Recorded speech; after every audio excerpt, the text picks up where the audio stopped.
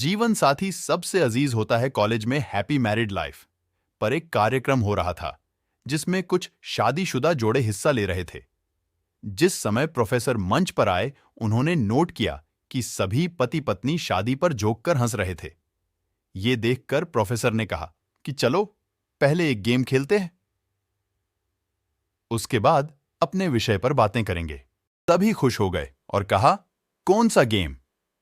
Professor ने एक married लड़की को खड़ा किया और कहा कि तुम ब्लैक बोर्ड पे ऐसे 25-30 लोगों के नाम लिखो जो तुम्हें सबसे अधिक प्यारे हों। लड़की ने पहले तो अपने परिवार के लोगों के नाम लिखे, फिर अपने सगे संबंधी, दोस्तों, पड़ोसी और सहकर्मियों के नाम लिख दिए। अब प्रोफेसर ने उसमें से कोई भी कम पसंद वाले 5 नाम मिटाने को कहा। लड़की ने अपने सहकर्मियों के नाम मिटा दिए। प्रोफेसर ने और 5 नाम मिटाने को कहा।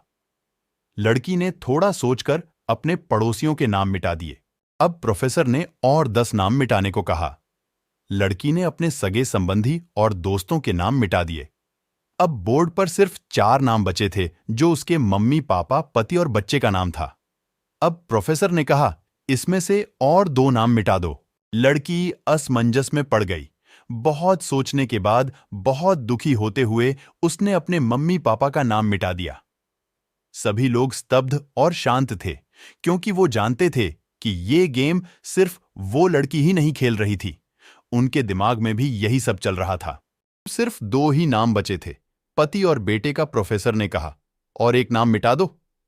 लड़की अब सहमी सी रह गई। बहुत सोचने के बाद रोते हुए अपने बेटे का नाम काट दिया।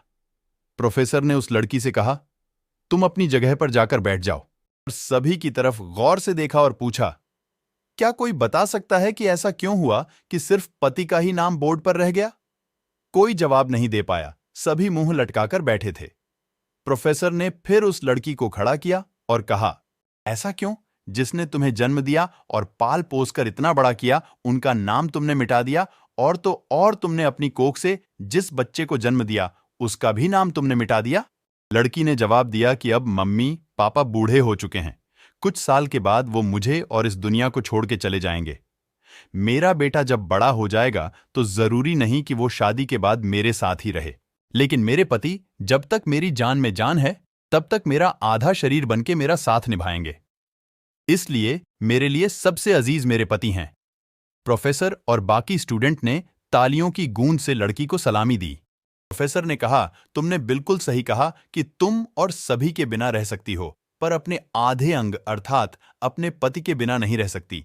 मजाक मस्ती तक तो ठीक है, पर हर इंसान का अपना जीवन साथी ही उसको सबसे ज्यादा अजीज होता है।